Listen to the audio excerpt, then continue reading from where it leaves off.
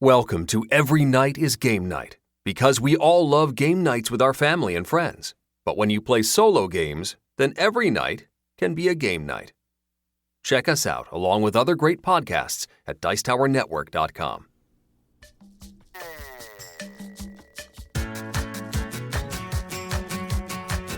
Every Night is Game Night, episode 144, Fantasy Throwdown.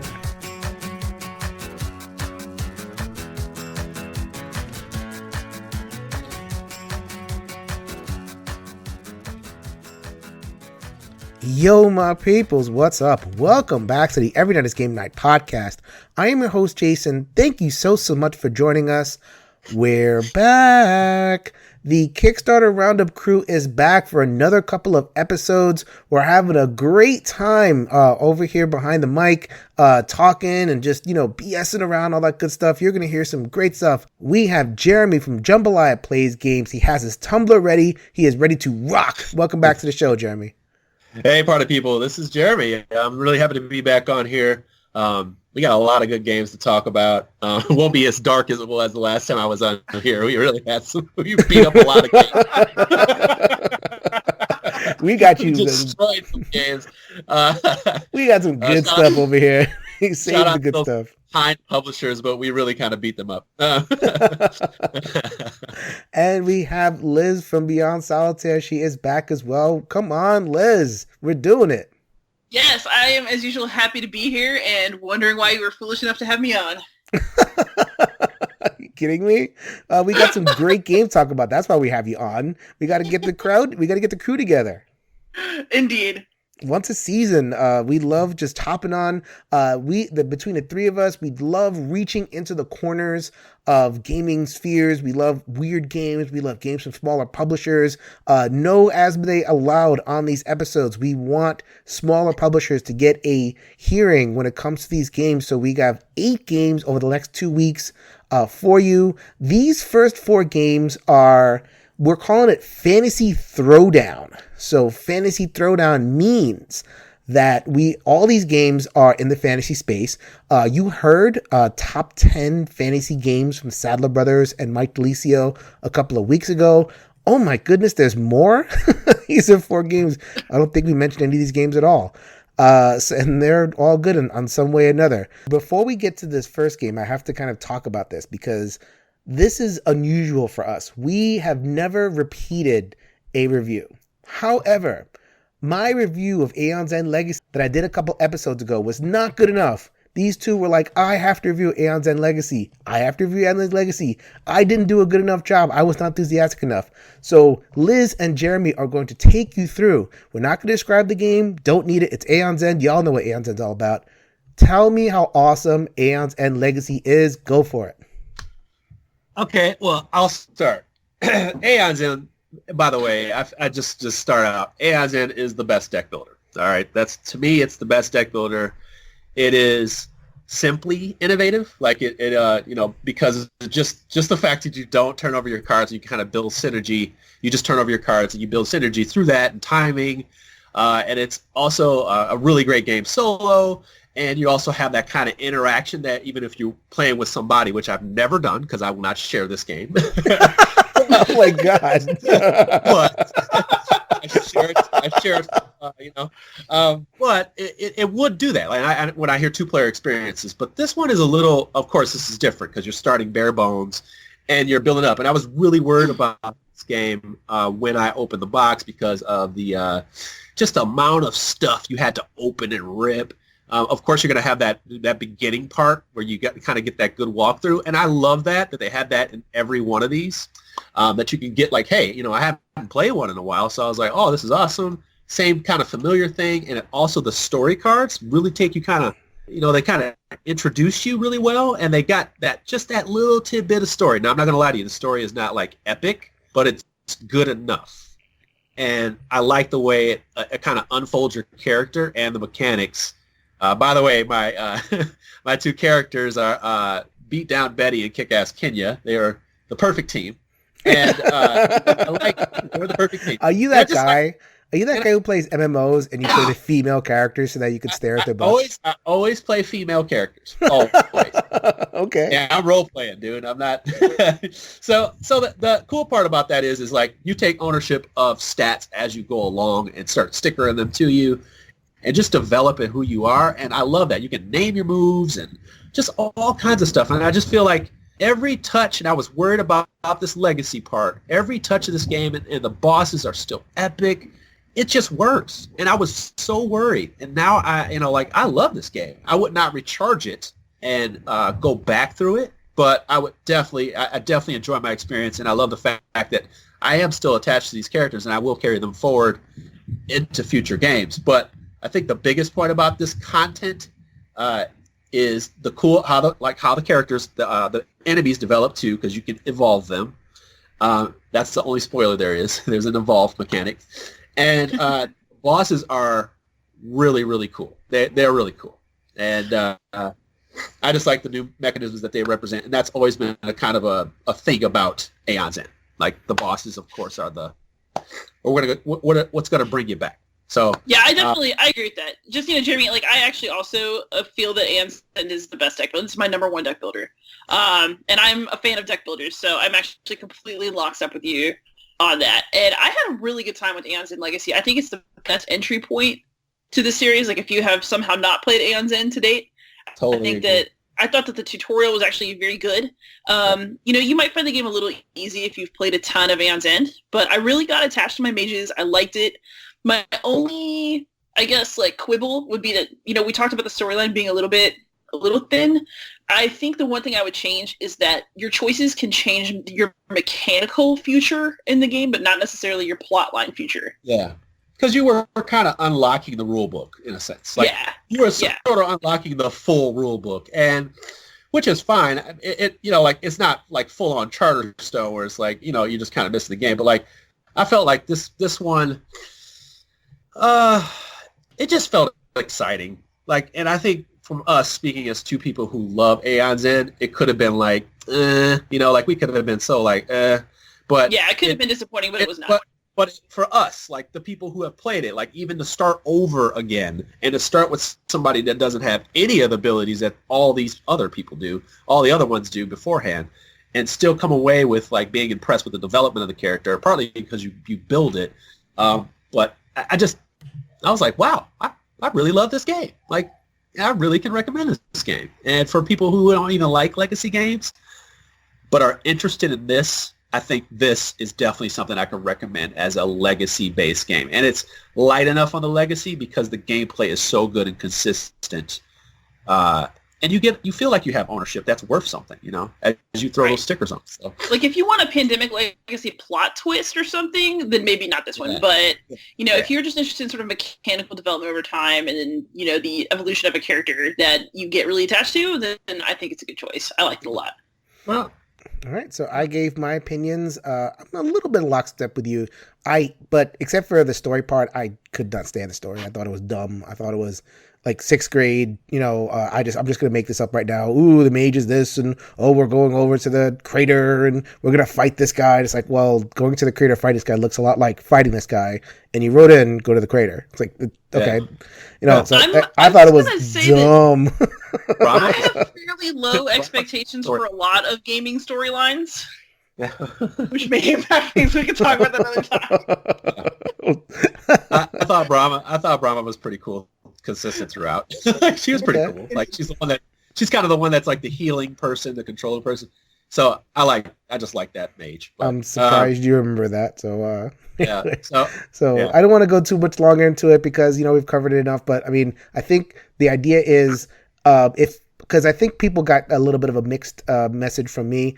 Liz and Jeremy telling you, forget that noise, go buy this game. Yeah. More power to you guys. Yeah, duel.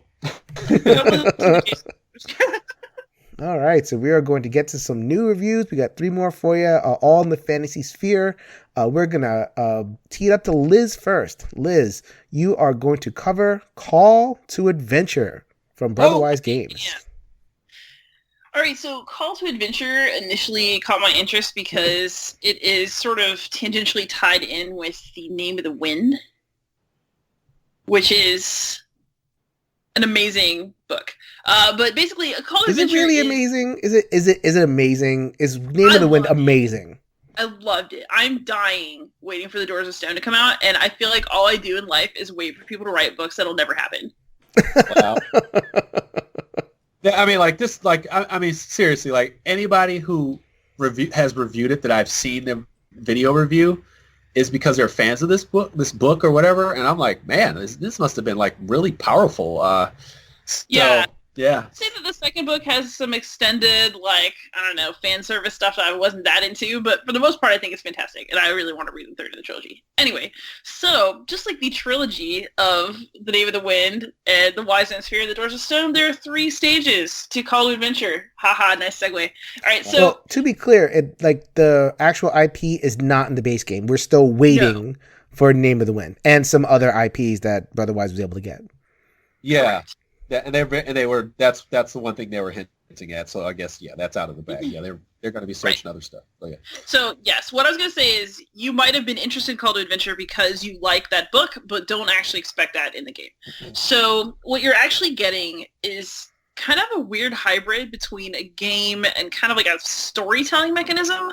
If you're into character creation, this might be something that sort of interests you because basically you start the game with 3 cards. Well, you get to pick between 2 for each thing, but you get an origin. So like, you could be a street urchin, or you could be like the son of a noble. You get a motivation, so something that, drives your character or an experience that's defined them. And then they have like a destiny. So your character can turn out good, they can turn out bad, and they're more complicated destinies they're working towards. And the goal of the game is to acquire traits and to defeat challenges that help your character grow through 3 stages of the game into a character who can claim the destiny that you drew at the beginning of the game. So in the competitive version of the game, it's kind of like a race to see who can be the first to fulfill their destiny, and there's like a scoring mechanism. In the solo, you're playing against an adversary that's like a slightly automated deck, but I really think that if you're going to enjoy the game, it's not really about the points that you score. You have to actually enjoy and be able to get into the creation of a character arc and a story. The other thing that's sort of interesting about this game in particular that I actually did like was that instead of rolling dice when you're confronting a challenge, you collect and cast these like runes. It's it's just a 2-sided thing, kind of like the tokens from Runebound or something. But you're casting runes instead, and there's something about that feels kind of tactically nice and sort of mystical. That said, I would say that the game itself, I didn't think it was very meaty as a game. I would expect a very light experience. Is that fair? This game is light as a feather. Yeah, it's light as a feather. Yeah, we're talking 1.5 weight over here. Let's be clear. Right. I would say this is more of an interactive writing exercise than a game for me. Yeah. I would say it's a character builder. Like you could play this game and literally like make a character out of it, like to help you with your board game, like or a fantasy character. But the cool part really, the cool part really is, when you're laying down these 3 cards in the beginning, even then you're like, wait, like what's the stakes in this game? Like, am I really winning this game, or am I going to try to like tell a cool story through cards? And then at some point you're trying to collect certain runes so you can score combos, but at the same time you're like, but I really want to tell this cool story. And then, there's like a little set collection to it, but forget it. So there's a little bit of choice there, like the light and dark pass, and they have these cards that are light and dark. But like once again, it's like, am I really going to use those dark cards for take that? Do I really care about this? Towards the end, I can kind of force my way to where I need to be. It's just that's the thing. It's like you don't feel more tension in the gameplay. You feel more like, all right, I need to race, but even if I come in second place in that race, I can still kind of set up some links and stuff like that where I feel like I have a chance. It's really about at the end, tell me your story. Like, is it cool? Does it make sense? And just I felt like with the co-op and the solo stuff, I don't know. I mean, like, I would just say, first of all, I would not recommend this game as just a solo only or co-op only purchase. It's got the rules just are a little wonky, and I know that they've already addressed some of the rule stuff, so they kind of addressed the rule book. Well, I think the opponent is bad. Like, the opponent is bad. You could easily beat it. It doesn't get in your way at all. Right. Like, if you don't want it to. So, like, if you get this type of symbol, then it's going to get in your way. Then don't get that type of symbol. Go get the other 20 symbols that are in the game. Right. And also at the same time, like, what's the point of having an opponent in a game like this? I think that's the real issue, right? It in some ways, it reminds me a little bit of something like Tales of the Arabian Nights, right? Where winning is a little arbitrary compared to just trying to make the best story. And, like, the game's pretense, right, that the best story, the most interesting character is the one who will win. I'm not totally sure about that. I mean, you know, we're living in a post Game of Thrones world. These are pertinent questions. Yeah. Well, I mean, I think I enjoy it a little bit more than you guys. I thought the storytelling is obviously there. It. Oh, I enjoy it. Like, you know what? We're being real mixed. We're being real mixed because we're beating it up because I feel like people do not get a feel for, like, the weight of this game, which is just so light. And it's so light. And the gameplay is that feeling of the throw the runes is cool. You got to make a risky choice to throw a couple more. Mm-hmm. As you build your character, you get more of those runes. So you're making character development. So you're throwing your stats and hoping for successes. That's easy, and it feels fun, but it's really family fun. It's really easy type game. It's a game night closer. It's not one you're going to play all night. But the part is the story of the characters, and if you're fine with that, that's grand, because I do think it's fun for that reason. But, like, if you're looking for something like meaty choice, this is not the game you're looking for at all. Please do not. You have to know. You have to know what you're getting with this game. Right. So if you're interested in an imaginative experience where you're looking at a character arc and thinking about how you can make it fit together in your head and it's fun for you, then you're going to have a blast. I mean, the rules are a little funky. It's kind of annoying to learn the game, honestly. But for a game that's so light. But, you know, I mean, it's fun if you know what it is and that's actively what you want. So I really enjoyed this game. I'm looking for a better solo opponent, and I think there's one that's within the design space of this game. They just need to do it. And I think when they first released it, they focused on the competitive mode, and they wanted, like, that core feeling to come in, and you could definitely tell that solo co-op was kind of tacked on. So Jeremy's completely right. If you're you want that experience, that solo co-op, this is not yet. That's what I'll say, is not yet. I think there is possible to make better stuff, and even the fans, like, I've been starting to see fans make better opponents. But the actual core game experience, I think, is just fun. Like you mentioned before about the tactile rune throwing. I think the symbol matching is fine. I think, you know, you can match the symbols together. So, like, if you match together 4 wizard symbols, then you're an archmage, which that's what the game is telling you. And and then. We haven't even gotten, like, Name of the Wind, and we haven't gotten Stormlight from the Brandon Sanderson, which is the one afterwards. And, like, I want to have a good mechanical experience in those worlds that kind of operationalizes those worlds. So I'm not exactly sure how they're going to do the Name of the Wind or whatever it is, but I'm looking forward to that big time. Like, I just want to be in that world. That's all I want to do. And I want to play a fun game. And I want to make a character. I'll tell a story. I think this one just needs to be baked a little more, maybe. The solo needs to be. Yep. Yeah. That's what it is. I think just more of it, and more of it. Like, that's the thing. More of it, and then more of the gameplay. Like, you know, just more, and, like, in not a bad way, but, like, let's keep going, because this is a good rough draft of something that could keep going, and not rough enough where I say don't buy it. I would say, hey, I can recommend this one. Just not jumping to the roof for it. So that is Call to Adventure. I'm keeping mine. I really dig it. I think I could see the better game, and it's not that far away. And once they kind of really hammer it down and they start giving those expansions and they get other IPs, they might even do, like, other stuff. Like, they might do, like, The First Law by Joe Abercrombie. They might do the Broken Earth trilogy by N.K. Jemisin. Oh, yeah. Oh, that's some good books. Do you know about that one, Jeremy? The Broken Earth trilogy? Are you talking about, like, leather-bound books, or? Sorry, man. That is only the best. I read rule books, okay? Oh, never mind. Get on this podcast. Go read the Broken Earth trilogy. It's so good. or wait for the HBO adaptation, because I think that'll be the next good one. I'm surprised it hasn't been adapted already. Oh god, it's just so Notes, good, right? Like Game of Thrones, like Cliff Notes, right? Like just burst right I through would it. be really mad because unlike okay, I'll be real. Game of Thrones, those books have too much bloat. Those Jemison books are just art. That writing is good. Mm-hmm. Yeah, it's if you don't know about the Broken Earth, it's basically fantasy, the fantasy tropes, but like in Africa. So like or not in Africa, quote unquote, but like has the same like kind of African earth-based magic, a lot of strong female characters, and it's such a cool twist on all the different familiar tropes. I mean, I would love it if they were able to, if Call to Adventure were able to incorporate that into this game. But we are far afield. We're going all over the place. Looks like we like to read. It's fine. we're going on an adventure. We're telling a story. That's what we're doing on the Fantasy Throwdown. By the way, cool thing to do to close the game, and what I did was, especially when I was playing at the beginning, I was playing with my friends, and I had them go through all their cards and tell a story of their person. So we took about a minute, and then we kind of we recorded like these short little recordings of people's like person.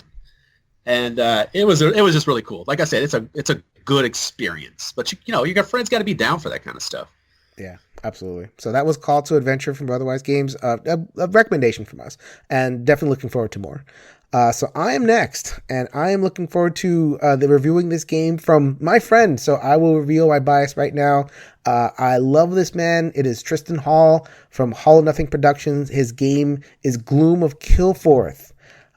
So yes, I mean, spoiler alert, I like this game, but I did want to put it out there that I love Tristan. I think he's a wonderful guy. So Gloom of Kilforth is his kind of foray into big adventure. So he's a big RPG guy, he's a big World of Warcraft guy, and he wanted to make a big game, but in one night. So like you can't get your RPG group together, you can't get for whatever reason D&D's falling apart, and you don't feel like playing the campaign. He wanted to make a big like wandering fantasy adventure that will last you the entire night. So maybe like for 45 minutes per player. So you're looking at 3-4 hours if you have a group. And that's exactly what he's done. What you are doing is you are going to be an adventurer in a gothic horror-esque land. Gloom will descend on this land in exactly 25 days. 25 days is important, as I'll describe in a second. You have that much time to travel around the world, to level up, to discover what's going on, and to finally confront the big bad guy. So that's what you're going to be doing.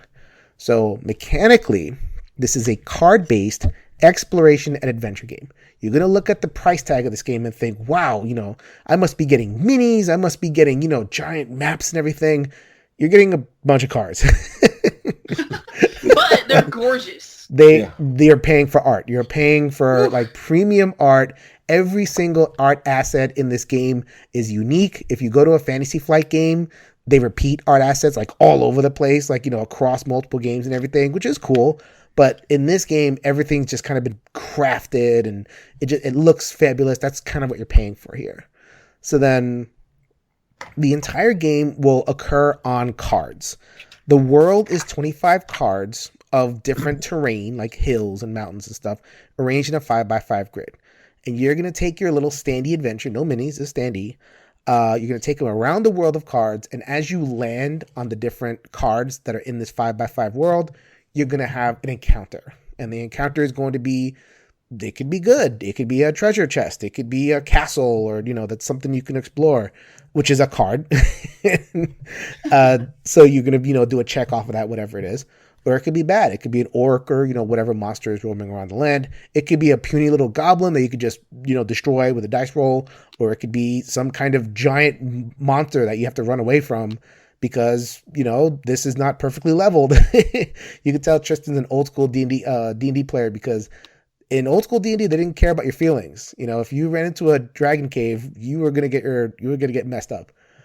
So he has that in there. Thankfully, you're not going to immediately die, but it just kind of sits there the entire game if you run into it. So you're going to be wandering around, and they randomize the world because you can lay out the different cards in different ways, all that kind of stuff. 25 days for Gloom to fall. You have 25 turns to accomplish everything in the game. So after every round in which you do a bunch of stuff, you're going to turn over one of those cards. It's going to turn into Gloom. And then you're going to turn over another one, another one, another one. Eventually, the entire world is going to be this kind of this dangerous place full of, mist and clouds. And, the monsters get all more dangerous and everything. So that's kind of what the timer of the game is. What you're going to be doing, a bunch of things. First of all, going up, encounter a bunch of stuff. Roll tests. Sometimes you have to, fight the thing in combat. Sometimes you have to make a might test or an influence test. You meet a nymph. Do you influence it or do you fight it? Depends on what your character can do. So then you're going to be gathering some quest items. And then once you get the quest item, you change it in. Boom, level 1, level 2, level 3, level 4.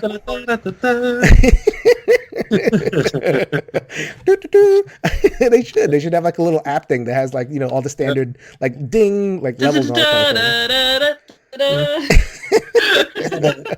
Just really basic level off. Like, oh no. Turn this app off. So then you ding 4 different times, and then you go search out the monster, and like in a good thing, the monster doesn't really matter. It a little bit. So it's modular, like you can fight different monsters in the different terrain cards, and they influence the board in different ways. But once you get to the monster, that's where you're gonna, the kind of the adventure live and dies, and you can either do that competitively, cooperatively, or solo. All the rules are basically, if you're competitive, you have to beat, I think it's multiple monsters, and if you're competitive, you have to be the first one to beat it, and then cooperative, you have to beat multiple monsters, and it all kind of works. It's all fun. Okay, so that's the basic game. I'm going to go the negative first, and then I'm going to go into the positive, because I think the positive leads into Jeremy's game, which is, we'll introduce that in a second. But negatives first. It's repetitive. It's 25 turns. 25 turns, if you think about it, it's a lot.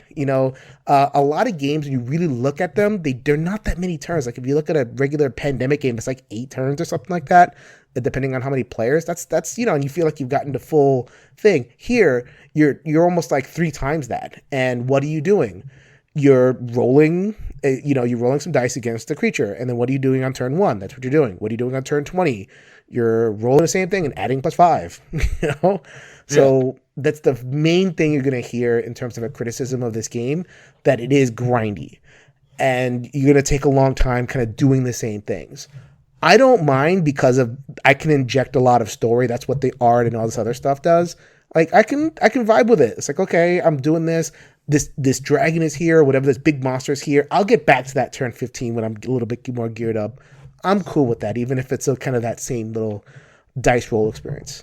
So then the second thing, the quests can be a little bit grindy. So you have to find cards with certain keywords, and they're decks that come out of the deck. Those keywords might not come, and you can't exactly search the decks for the keyword that you need. Let's say you need the forest keyword, and you're in the forest, you're turning over cards. Hello, can I adventure here? It's like, sure.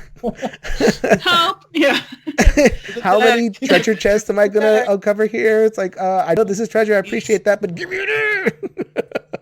So you might take a little bit longer than you need, and the timer of the game is running. So that you're definitely like at the mercy of randomness and in terms of the card draw, in terms of the quest kind of gunking up and not, it goes back to that feeling of like, is this game too long? So in terms of, are you doing the same things, and are you just, kind of lost, not doing awesome things? Okay, yeah, I definitely see that. However, and this is where I'm going to go into the positive stuff. This is an old school game. It has new school Chrome. You roll dice to beat stuff, but you got mitigation, you got resources, you got all this new Chrome. Like Jeremy was saying, we don't like to lose in America. we need mitigation. We need stuff to do. But in the old school, if you miss that roll, then too bad. You're just gonna have to get back at it again, or gear up again, or figure something else out. I love me. This is Jason right here. I love that this game doesn't compromise off of that old school vision. I have played games that do kind of take a lot of that mitigation out, and it just doesn't seem that awesome. Like Gloomhaven probably did it the best. I'm not going to talk crap about Gloomhaven, but there's no dice in there.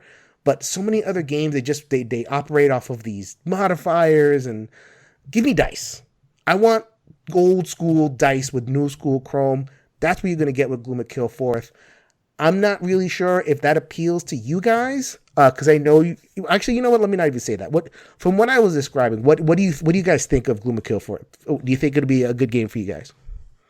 So I've been really interested in this game, and I just never pulled the trigger. And I've been waiting, just kind of waiting for this one to develop a little bit, because it came back to Kickstarter, right, with like another whole other campaign, right? Yeah. Well, Shadows of Kilforth came out, and like Gloom of Kilforth did pretty good, and then it reprinted with some changed art, like some of the art was too racy. Ooh. Oh yes. So I actually went in on the second Kickstarter, but I did not end up backing Shadows of Kilforth because the original Gloom of Kilforth hadn't delivered yet, and I wasn't going to put money down on something I wasn't sure I wanted two of. Right. But I've started my initial plays, so yeah, Jeremy, you finish it, then I'll report on my initials. Yeah, so I'm a sucker for. I mean, you're going to find that out in these episodes here, but I'm kind of a sucker for anything that's kind of like old schoolish, because I do like the good, bad, and ugly that it brings, because that's kind of some of the it's part of your role. It's part of the role that you're playing, the story you're telling, and sometimes it does stink. Like you're like, okay, I'm trying to tell a story of a comeback in a sense, but I keep getting these bad roles. But it's just as long as win or lose, you still feel like you had a choice. You still feel like, I don't know, I feel like that's a big thing for me. Like, you still had some choices to be made. You still feel like it wasn't on autopilot. Yeah, and as long as, like, the game gives you opportunities, this game in particular, you could talk about your game in a minute, but this game gives you a lot of chance. Like, you might be able to roll a lot of dice, or you might be able to roll multiple times, if you save up your actions, because, like, you have your chances to, like, retry and stuff. It's not like you're just left with nothing. It's not a zero-sum rule like some people kind of talk about. That may not work out, but like most of the time it does if you gear up properly. Like, I'd say it's like a 80-20, success rate. Yeah. And so people want 100-0. And I just don't think that's not that exciting. And what are we into fantasy for? Fantasy is exciting. And if you can't fail, it's not exciting. Right. And then even like the epic, and and the thing is like, even I like epic moments where it's like, I've prepared, and I think I'm ready, and then boom, oh, here it is. And then you get to that moment, and it's a grind out. It's a knockdown, drag out, because maybe you weren't as prepared as you thought. And then you're kind of going back and forth. And win or lose, like, I got choices. I prepared. I did all this stuff, and there was a payoff. There was action. There wasn't just success. Right. There was a struggle. And I like that, as long as a game does that, and it's not so more like hit or miss, this whole game is hit or miss. Like I said, you just feel like you have choices and not autopilot. Mm-hmm. Yeah, so far I'm actually really enjoying that feeling of progression. Like, I love to grind and level up. I mean, I've spent so many hours playing JRPGs and stuff in my earlier years because, if I'm in the right mood, I really dig that feeling. The thing that's interesting, though, is that I think a lot of what we're dancing around in terms of looking at the specific set of games we're looking at is, how do these games attempt to tell stories and how well does it work? Right. And so for Gloom of Kilforth, I think if you like the leveling up and the wandering around and that kind of old school vibe, you're going to like it. If you're looking for a game where the sagas are really this kind of impactful storytelling, you either need to bring your imagination or play something else. Yeah. Mm-hmm. And that's what I'm experiencing so far. What this game is, it's basically a theme receptacle. And, it gives you a lot to work with. It's almost like an improv game where it's like, okay, here's a nymph, and here's an elephant, and here's a castle. Go, make the best story that you can. And they're all beautiful. And I think that is also kind of old school approach to storytelling, where in a lot, like I go back to Arkham 3rd Edition, like the difference between Arkham 3rd and Arkham 2nd. I don't know if you guys have played those, but like Arkham 3rd, it's kind of handing you, or like Mansion Madness 2nd Edition, I have the same criticism. It's handing you a story. It's like, here, play my story. It's like, okay, your story is fun, and there's bells and whistles, but I want to make my own. Like, give me stuff, and I am creative and engaged enough in this to make my own story, and give me also mechanisms that kind of match it. a lot of people criticize this game as well for kind of being a little bit overwrought. It's hard to learn. I can vibe with that. I guess I just don't mind because all of the elements there, I don't think the mechanisms get in the way of the fantasy elements and me telling a fun story with my character. Yeah. So I think, it's a game that requires a little bit of investment, but I mean, if you're already a hardcore gamer, it's fine. I'm kind of interested in this now. I just needed a little bit of push over the edge because I think we, as we talk about these over and over again, the big thing is all these big box games, man. Epic campaigns, they're fun, but the only way they're going to stay and not kick up dust is when I play the first couple times. Like, am I digging this story? Because the combat systems in these things and all the stuff you're doing, they all seem to like make sense and they all have their own quirks, but it's like they actually have to have a story. Have to. I mean, they just have to keep you immersed. And that's just we've had enough of those games that have done it for us, and the rare ones that are just so good mechanically. Like Gloomhaven is so good mechanically that the story is just like whatever, right? I think that was a perfect example.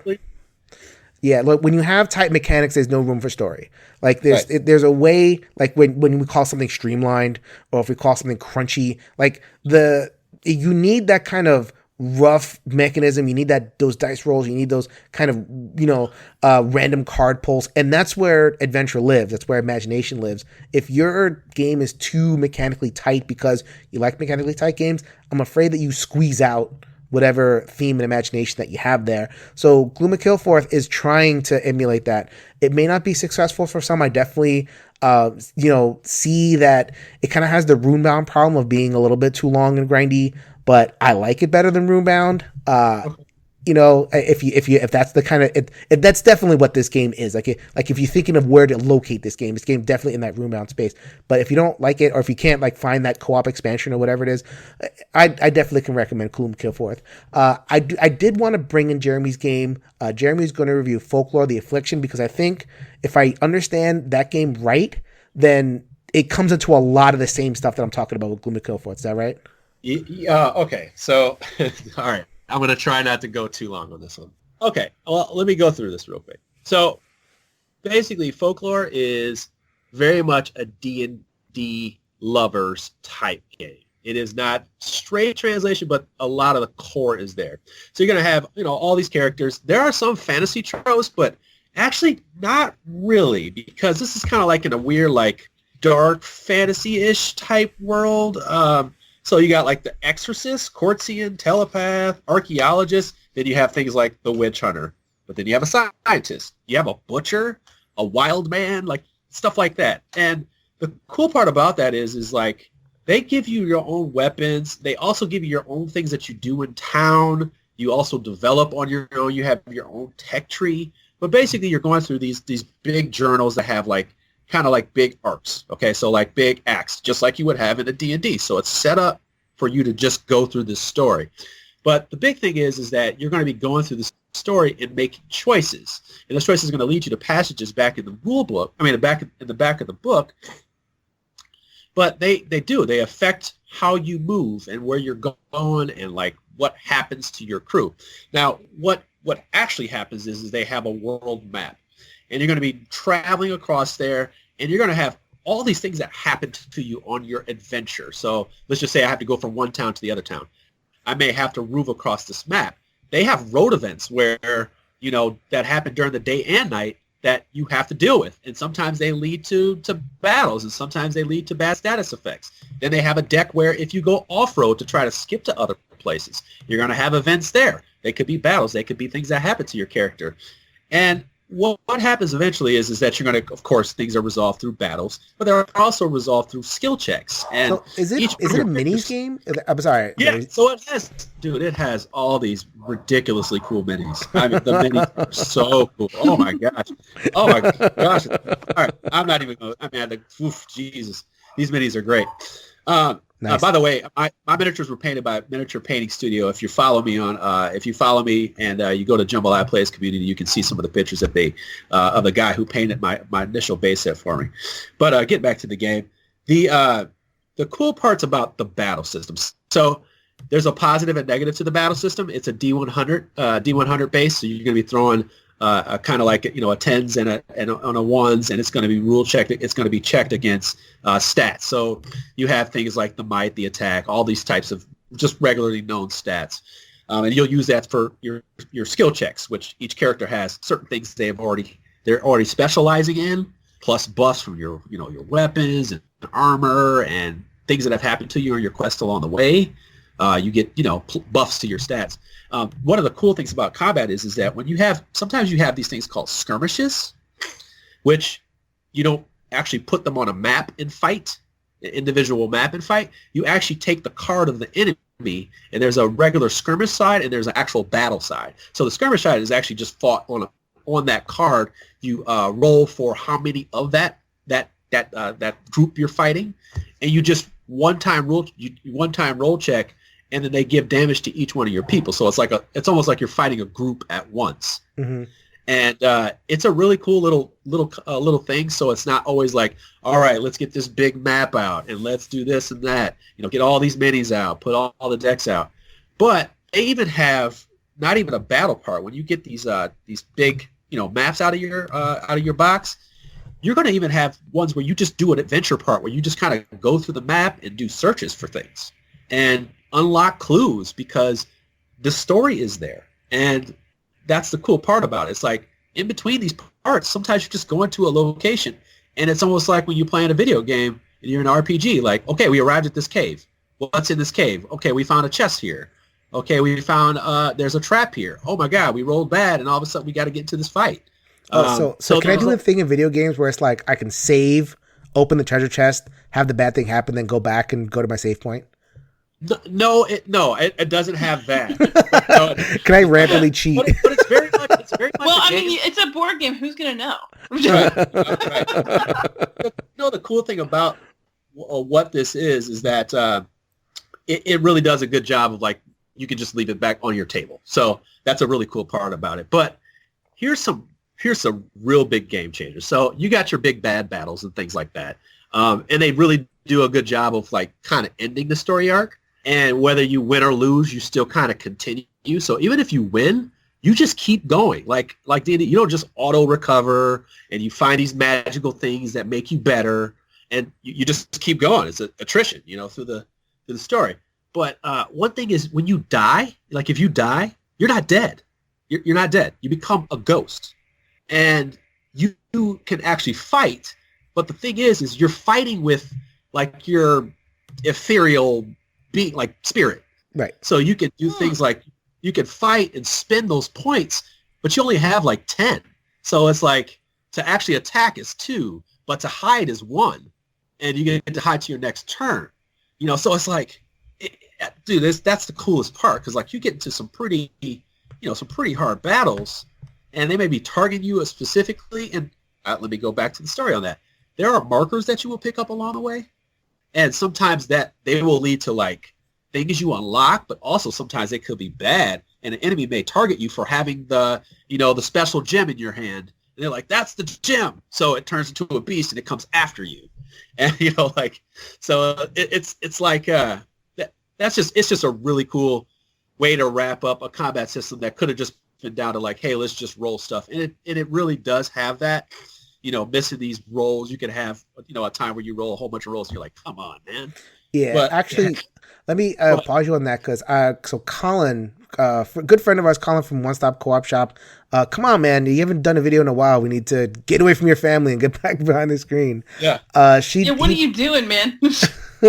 He did a playthrough of this game, Folklore, and he didn't like it, because, and I think when I was asking him about it, it's like, oh, should I take this out? He's like, that D100, man, that'll mesh up every time. It broke the game for him in a way that, like, it alters so much, and he didn't feel like there enough agency to kind of fix it. So I was just talking about in Gloom of Kilforth how the dice can really go against you. You can mitigate, but at the end of the day, it kind of like embraces that dice rolling stuff. Is Folklore the same way? Yeah. And does it do enough to kind of overcome the frustration? Okay, so little minor details. So you're going to have, you're going to have weapons that you pick up along the way. You'll have things that, like, help them bleed so they'll get extra damage and things like that, poisons and stuff like that. But you also have power points that allow you to like attack twice. If you have a two-handed weapon or you have like special powers. So if you do hit, like I have this kind of magician type dude, and like the characters can specialize in 1-2 things. So they have kind of like a job system in a sense, like, hey, this is what I'm going to be, and then I can develop from there. So like he has a power when I use a PowerPoint, I can chuck like a couple D4s at once if I hit. So it's like, yeah, you still have the D100 stuff, but like some of the payoffs that you get when you do hit can be pretty devastating. And I like that. Like I like that the characters do have coolness to them. They all have, like if I look at this woodsman character, he's a ranger. He could be a ranger or a trapper. Like just listening to that difference. Or like my courtisan, she could be like a gambler or like a fashionista.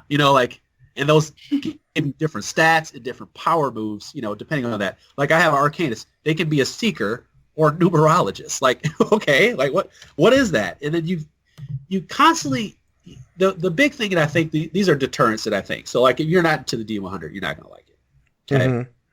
If you're not into upkeep like D&D, you're going to be erasing. Like you're going to be erasing stats, adding things.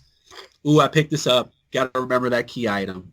Like it's going to be a longer session because you're trying to, pay attention to stuff, especially if you're doing solo, 2-3 characters. It doesn't bother me. It's the experience I'm looking for. It just has to not suck, right? So, if I'm sitting there all day and, sitting there for, an hour or two, because these quests can be like an hour, 2 hours, 2.5 hours, just depending on which ones you take on. And, yeah, man, I feel like if you don't like the D100, if you don't like upkeep, and it's not a beast, it's just that I need to remind you, it is old school upkeep. That's going to be, 2 things that are really going to hurt this game. But there are so many pluses. Like I said, the character arcs that you can choose right from the get-go, choosing the jobs of the characters, character development, the choices. The story is actually written really good, and the choices do make sense. They do make sense of like, hey, like that character seems dicey. Maybe I'll help them out. Maybe I won't. And of course, it still has like, like, hey, you're trying to help people out in a bar fight. Make a roll check when you try to do speech. Hit or miss, fighting those people, that kind of stuff. But like I still like the part that you can have adventures. The expansion adds these rumor cards, so you can even go on like a one fight story arc. Or you can even have like a 1 card specifically for that character arc, just by accident, by the pull of the cards. And I like the road events. I like just the whole package is so well developed in the narrative side and the choices and the character development that I just really think that this is one of the best and most immersive campaign games out there. And I would say it's probably second to KDM, Kingdom Death Monster, which is just all in, all immersive. Get your notebooks out, sit here for an hour and prepare. Sit here for an hour and prepare your town and all that stuff. This one right here, you get to town and you can go to different spots in town, and you're looking inside of your little character pamphlet and seeing what you can do and what gear you can add that matches your character.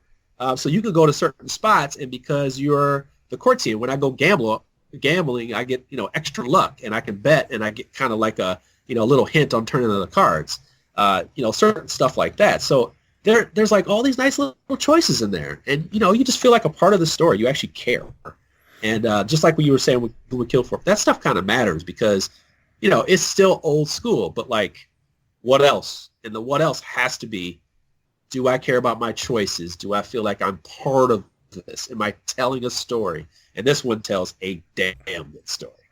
All right. So that was, what are we talking here? Folklore, The Affliction. I think that, did it go back on Kickstarter recently? Yeah. So it added the Fall Aspire. And what they do is they're just adding these bigger campaigns, because you can do like a build your own in a sense. And I think that the community, they kind of do that, and they also just really love playing. That's a good sign, by the way. Like if you have a community that's really just playing the content that they have, and there's a lot of content in these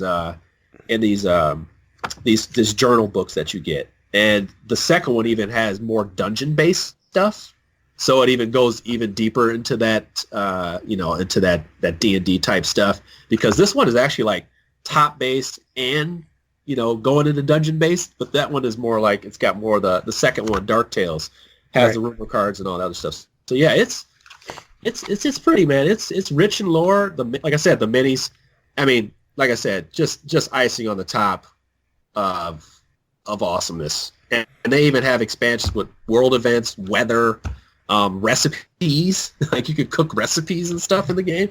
Like, there's just a whole bunch of stuff. Like it's more. Give me more, right? Just give me more, and get deeper and deeper into the world. And that's what they've been pitching, and that's what they're constantly, they're just delving into, and it works every time. I still got it on my table. I'm not taking it off. All right. So that was 4 adventure games. Funny because, like I said, we did that top 10 list a little while ago, and we didn't mention any of these things. These are more good games to talk about. So I know we're running a little bit long, but I did want to get your guys' feel. You guys are both active in, Board Game Revolution and, Board Game Group on Facebook, all these things. And every single, day or other day, whatever it is, you see that thread that says, suggest me a fantasy adventure game. Yep. Or what's your top 10? And it's if that thread never existed, and it's like, it's just useless to kind of go against it. You're just going to keep on getting it all the time. Do you guys have go-tos that you want to recommend, or do you have an approach to answering that question when somebody asks it? Yeah. So I always say, do you, first of all, how important to you is the story? What are you looking for first? And, because I'll rattle off a couple, and usually when somebody asks that, I'll be honest with you, most of the time when people ask that, they've already had one that didn't work for them. Right. They're probably looking for their second one. It's very rare that you find the person that has no frame of reference for this stuff. So it's like, what didn't work and why didn't it work? Is it a cost barrier? And those are the types of things you need to know. But then when we start getting to gameplay, you're talking about the big boys. You're talking about, Too Many Bones. You're talking Gloomhaven. And Folklore is probably in my, next behind that for me. City of Kings, even Thunderstone Quest, which is about to probably come to this co-op stage. I'm really interested in that, because that was fun, even though you're not playing co-op, but you kind of are. Yeah. So it's like, there's a lot of, there's some really good ones out there, but those are, and Street Masters, man, Street Masters is so good. And I'm really pumped for Ultra Quest. I'm not even gonna lie. What's that? Yep. I said I'm super excited for Ultra Quest. Yeah, I am. And I feel like that's the thing is I feel like then it's like, do you like minis at all? If minis turn you off, okay, then we got to kind of go back to the well here a little bit. Is it cost entry? Is it, do you like card-based stuff? Do you like that? It's like with this new Lord of the Rings, that's for people who don't want the dice rolls, and so is Gloomhaven. But Gloomhaven is a very heavy game. Do you want a heavy game? Can you handle a lot of decks at once? But you can also go all the way to the other end and offer them something like Role Player. Yep. Yeah. Which, I love as a game because it's so easy to teach to people, and it's on the more chill and quick playing end of the spectrum. Yeah. No one ever says Clank. I love I don't Clank. like that much. Oh, what? Clank. How dare you? a little bit of a snooze fest there for me. What are you? I can't believe this. The day Jason's heart broke. I love that game. What is the problem with Clank? Liz, you gotta hit me up. What is the problem with Clank? It's been a long time since I played it, but it's not bad. It's just not exciting for me. There's something about it that's not hitting that button that makes me want to play it again and again and again and again. Yeah. Anyway, so I know what you're gonna say, Liz. You recommend anything with a dragon picture on it? Hell yeah! Put a dragon on it, and then I'll just buy it. Will you recommend it? But no. Me, I'm very careful about what I recommend. Yeah. I think that it all depends on the person that you're talking to, what their individual needs are, and then I'm just picky. Yeah. So there's always a lot going on. But honestly, for a really traditional fantasy game, Like, I honestly still love stuff like Lord of the Rings LCG. I really do. Yeah, and you know what? We should say that because we should say something like we should suggest something like that because you have what's his name from White Wizard Game. Now, for some reason I'm blanking on it. Darwin Castle, Rob Doherty. Yeah. So like all their stuff over at White Wizard, like just card-based co-op, lighter story, and they keep investing in that world. Mm-hmm. It's a deck builder. Everything is familiar. And I like the idea of like you can use that like as also a card battle game outside of that. Grim Slingers is like that a little bit. Just there's games that are on the lighter end, and then I forgot to mention like Seven Continent, which is like even like a huge oh my god, one. it's coming and I can't wait. I'm just waiting for that game. Here's the deal. I'm going back to the big end. It's like this is a big time first world problem, and I was saying this earlier, like. How much money do you want to put into this? Like, we are all trying to, we all kind of are a little bit, like the bratty kid. We get what we want, and we send our dollars. But, then you get the big boxes upon big boxes upon big boxes. And you may have a good choice and a bad choice, and that could be a bad $200 choice. Like, I got Hellboy back here, and the more I see, I was seeing a lot, I read a lot, I researched it, and now I'm kind of hesitating to open the box. As much as I love Hellboy, and you just... I'm not seeing a lot of love for hate, I'll tell you that right now. Well, I like the system. Whatever. I like the system because of I like Mantic games. And, I played Dungeon Saga when I was getting back into board gaming, and I just loved it so much. Like, it is straight up chuck dice, yes or no. Like, it doesn't have any story worth reading at all. But it's like one of those types of games where it's just like, I don't want to think at all. But this one does a little bit more than that. But yeah, I just think that like these are real first world problems, especially on the higher end, because you're probably not going to get to all the content. It's not like you're going to play KDM like I did. I played it 60 hours of KDM, 60 hours of Gloomhaven. I didn't finish all the stuff. I bought all the expansions though, See, I'm actually struggling with this right now. Like, we're talking about money, but I'm also thinking about stuff like space. I'm about to move apartments. Yeah. And if anybody does bother to watch my YouTube channel, I've been starting a big decluttering process. I need to bring fewer games into my house, or I need to have a more efficient system for playing them and then getting the mediocre ones back out. Yeah. Because I do not have the space in my brain or in my actual living space to hold this many enormous games. This is not going to happen. So, I'm in the middle of that struggle, and it's definitely a first world problem, and I'm lucky to have it because, I love having a million games to play, but I got to get this under control. We'll get you your decluttering thing next episode. But thank you guys so much for participating, for sharing even more fantasy games, and there's even more coming. We didn't even talk about Tainted Grail and Cloudspire. These games are going to hit this year, and we're going to have reviews of those. I went in on them. I'm an idiot. Yeah. Although I went in on Tainted Grail, but not Cloudspire. What I do is I sell them. If a game is not like amazing, then or like if it's overpriced, if the price is inflated, then I'll definitely I'll move it on. Then I can reacquire it when it's like half the price or something like that. So I try to just to make sure I get all that stuff on the table and everything. Have content for the podcast.